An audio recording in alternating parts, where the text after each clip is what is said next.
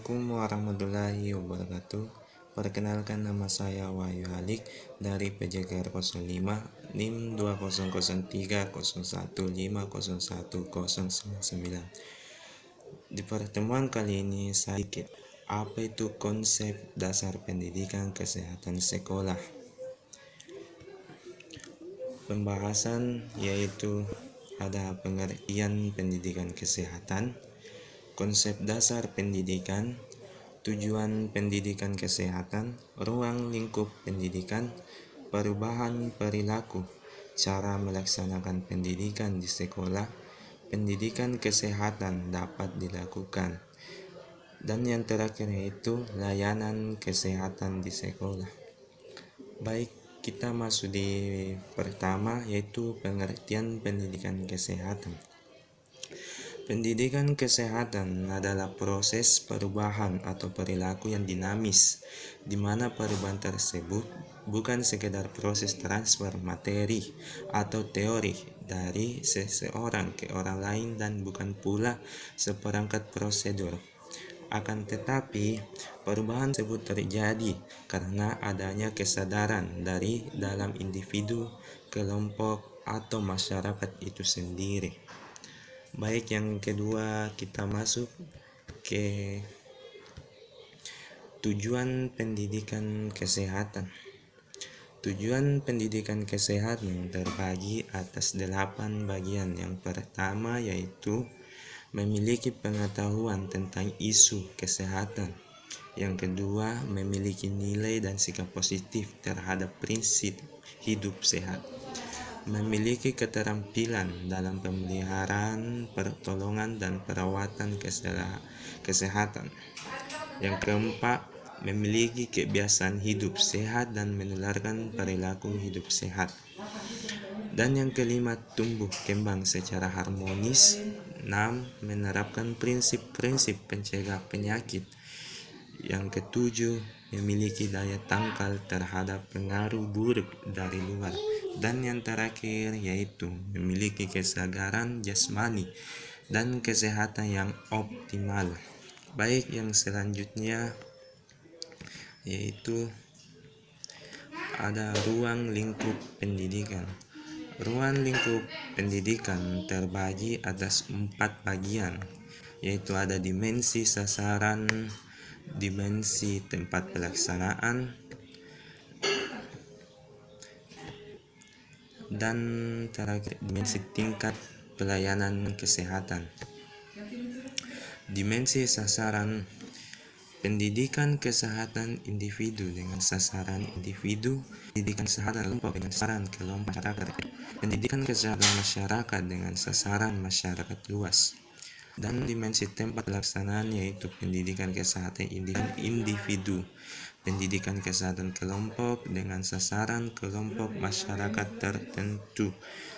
Yang terakhir, pendidikan kesehatan masyarakat dengan sasaran masyarakat yang luas. Dan yang terakhir ada dimensi tingkat pelayanan kesehatan. Pendidikan kesehatan promosi kesehatan, misal peningkatan gizi, perbaikan sanitasi lingkungan, gaya hidup, dan sebagainya. Pendidikan kesehatan untuk perlindungan khusus, pendidikan kesehatan untuk diagnosis dini dan pengobatan tempat dengan 11 pengobatan layak dan sempurna dapat menghindari dari risiko kecacatan. Pendidikan kesehatan untuk rehabilitasi dengan memulihkan kondisi cacat melalui latihan tertentu. Dan selanjutnya yaitu perubahan perilaku. Perilaku adalah aktivitas yang ada pada individu atau organisme itu tidak timbul dengan sendirinya, tetapi sebagai akibat dari stimulus yang diterima oleh organisme yang bersangkutan, baik stimulus eksternal maupun stimulus internal BIMO. Menurut Hasan Alwi dan kawan-kawan, perilaku merupakan tanggapan atau reaksi individu terhadap rangsangan atau lingkungan. Sedangkan menurut Soikido no Tatmojo, perilaku merupakan suatu kegiatan atau aktivitas organisme. Dalam hal ini perilaku makhluk hidup yang bersangkutan. Perilaku makhluk hidup, terutama manusia, pada hakikatnya adalah suatu tindakan atau aktivitas dari manusia itu sendiri. Selanjutnya, pelaksanaan pendidikan kesehatan. Pelaksanaan pendidikan kesehatan diberikan melalui kegiatan kurikuler. Pelaksanaan pendidikan kesehatan melakukan kegiatan kurikuler adalah pelaksanaan pendidikan pada jam pelajaran. Pelaksanaan pendidikan kesehatan sesuai dengan kurikulum tingkat satuan pendidikan KTSP, khususnya pada standar isi yang telah diatur dalam Peraturan Meknis Nomor 22 Tahun 2006 pada mata pelajaran pendidikan jasmani, olahraga, dan kesehatan. Dan selanjutnya yaitu peranan pendidikan kesehatan. Peranan pendidikan kesehatan terbagi atas 4 bagian. Yang pertama ada peranan pendidikan kesehatan dalam pelayanan kesehatan. Yang kedua, peranan pendidikan kesehatan dalam faktor hereditas. Dan yang ketiga ada peranan pendidikan kesehatan dalam faktor lingkungan. Dan yang terakhir, peranan pendidikan kesehatan dalam faktor perilaku. Baik, saya akan membahas sedikit mulai dari peranan pendidikan kesehatan dalam pelayanan kesehatan. Peranan pendidikan kesehatan dalam pelayanan kesehatan yaitu dalam rangka perbaikan kesehatan masyarakat. Pemerintah Indonesia dalam hal Departemen Kesehatan telah menyediakan fasilitas kesehatan masyarakat dalam bentuk pusat pelayanan kesehatan puskesmas. Namun pemanfaatan puskesmas oleh masyarakat belum optimal, yang masih rendah 30% masyarakat yang menggunakan puskesmas. Yang kedua, peranan pendidikan kesehatan dalam faktor hereditas. Orang tua, khususnya ibu, adalah faktor yang sangat penting dalam mewariskan status kesehatan bagi anak-anak mereka. Orang tua yang sehat dan gizinya baik akan mewariskan kesehatan yang baik pula pada anaknya. Sebaliknya, kesehatan orang tua, khususnya kesehatan ibu yang rendah dan kurang gizi, akan mewariskan kesehatan yang rendah pula bagi anaknya. Oleh karena itu, pendidikan kesehatan diperlukan pada kelompok ini agar masyarakat atau orang tua menyadari dan melakukan hal-hal yang dapat mewariskan kesehatan yang baik pada keturunan mereka. Yang ketiga, peran pendidikan kesehatan dalam faktor lingkungan. Telah banyak fasilitas kesehatan lingkungan yang dibangun oleh instansi baik pemerintah, swasta maupun LSM. Banyak pula proyek pengadaan sarana sanitasi lingkungan dibangun untuk masyarakat. Namun, karena perilaku masyarakat, saran atau fasilitas sanitasi tersebut kurang atau tidak dimanfaatkan dan dipelihara sebagaimana mestinya. Agar sarana sanitasi lingkungan tersebut dimanfaatkan dan dipelihara secara optimal, maka perlu adanya pendidikan kesehatan bagi masyarakat. Dan yang terakhir yaitu ada peran pendidikan kesehatan dalam faktor perilaku. Pendidikan kesehatan adalah suatu upaya atau kegiatan untuk menciptakan perilaku masyarakat yang kondusif untuk kesehatan. Artinya, pendidikan kesehatan berupaya agar masyarakat menyadari atau mengetahui bagaimana cara memelihara kesehatan mereka, bagaimana menghindari atau mencegah hal-hal yang merugikan kesehatan, bila mana sakit dan lain, kemana seharusnya mencari kesehatan bila mana sakit dan sebagainya. Dan yang selanjutnya yaitu cara melaksanakan pendidikan kesehatan di sekolah dilakukan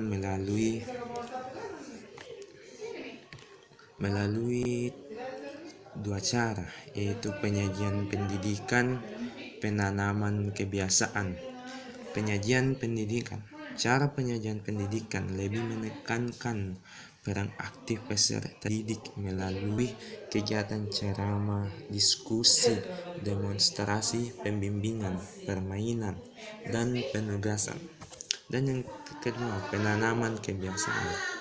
Cara penanaman kebiasaan dilakukan melalui penugasan untuk melakukan cara hidup sehat sehari-hari dan pengamatan terus-menerus oleh guru dan kepala sekolah. Dan selanjutnya ada pendidikan kesehatan dapat dilakukan secara intrakurikuler, ekstrakurikuler. Intrakurikuler. Pendidikan kesehatan dilakukan saat jam pelajaran berlangsung sesuai dengan ketentuan yang berlaku, misalnya pada pendidikan jasmani ataupun dapat terintegratif pada mata pelajaran lainnya yang disampaikan pada peserta didik. Dan ada juga ekstrakurikuler. Pendidikan kesehatan dilakukan di luar jam pelajaran yang dilakukan di sekolah atau di luar sekolah, misalnya melaksanakan penyuluhan tentang gizi dan narkoba, serta melaksanakan pelatihan UKM bagi peserta didik.